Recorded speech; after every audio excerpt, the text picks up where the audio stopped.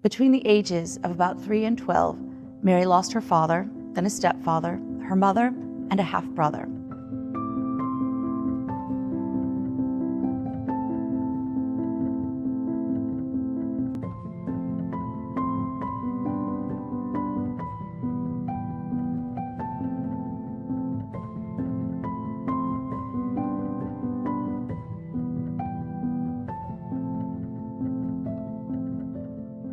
Mary Ball Washington, known by most as George Washington's mother, was a strong, independent woman who survived poverty, frequent family deaths, and successfully navigated the 18th century without a man in an era when women were traditionally excluded from the public sphere.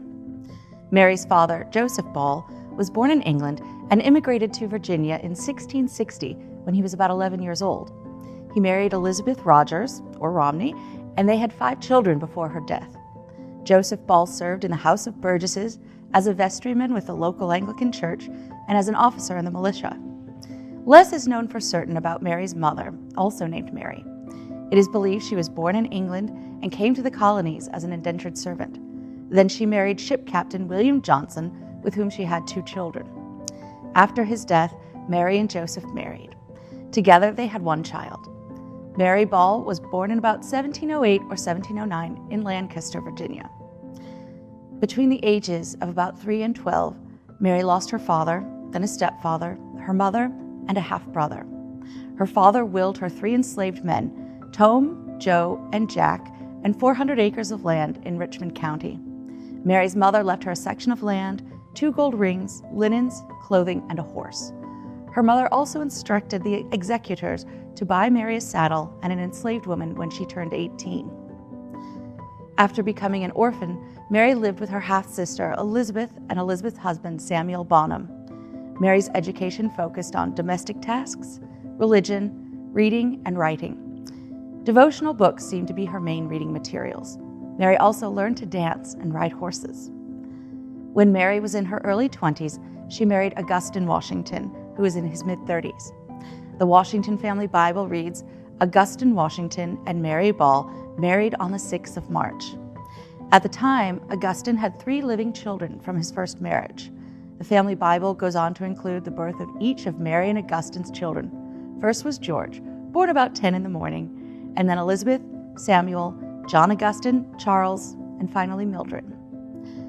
Interspersed between these happy moments of birth, Augustine's daughter from his first marriage, Jane, died. She was about 14, and for the past 4 years, Mary had raised her. The couple also lost their youngest daughter, Mildred, before her 2nd birthday. On April 12, 1743, Mary's husband, Augustine, died at the age of 49. Augustine willed Mary and their daughter, Betty, enslaved people. He left each of his sons enslaved people and land. George Washington received the 600-acre farm the family currently lived on.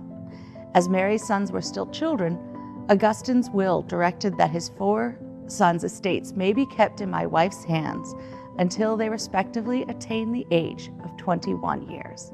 Mary, now a widow, had 5 young children to care for. The eldest was only 11. Mary was of strong Anglican faith, and it is believed that she raised her children in that same faith. They also learned reading, writing, basic legal forms, and manners. The children were taught by their parents, private tutors, and possibly at a local school in Fredericksburg. Today we are left with a limited number of documents from the 18th century about Mary's life.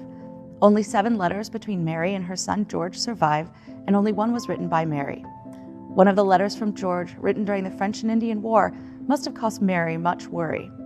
In it, he recounted the Battle of the Monongahela, reporting, "I luckily escaped without a wound, though I had 4 bullets through my coat and 2 horses shot under me." By the 1760s, all of Mary's children were married, and most had children of their own. Betty and Charles lived nearby, so Mary probably saw them more often than George, John, and Samuel. Mary continued to live at Ferry Farm until 1771, when she moved into a house in Fredericksburg adjacent to Betty's home. The Revolutionary War was not easy for anyone living in the colonies, including Mary. Many of the men in her family joined the fight, as did a number of her neighbors. Throughout the war, Mary was in extreme financial distress and frequently asked to borrow money.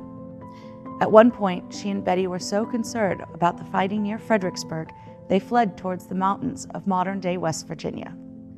Towards the end of the war, Mary's life continued to be plagued by death. In September 1781, her son Samuel became sick and died. Over the next 2 months, George Washington's stepson John died of camp fever, and Betty's husband Fielding, who had helped care for Mary, died. The rest of Mary's immediate family survived the war. Mary had to live through the death of another child in 1787, when John Augustine suddenly died. In 1789, Mary took ill herself. As it became clear she was suffering from breast cancer, George visited her in March, as he described it, in order probably to discharge the last act of personal duty I may, from her age, ever have it in my power to pay upon my mother. On August 25, 1789, Mary Ball Washington died of breast cancer.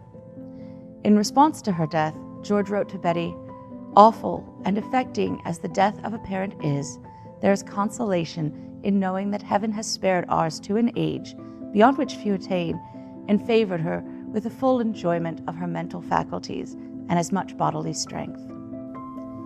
To learn more about Mary Ball Washington and the lives of other women at Mount Vernon, you can visit mountvernon.org/women. Click the subscribe button below and the bell icon to get notifications for new videos about George Washington and behind-the-scenes work at Mount Vernon.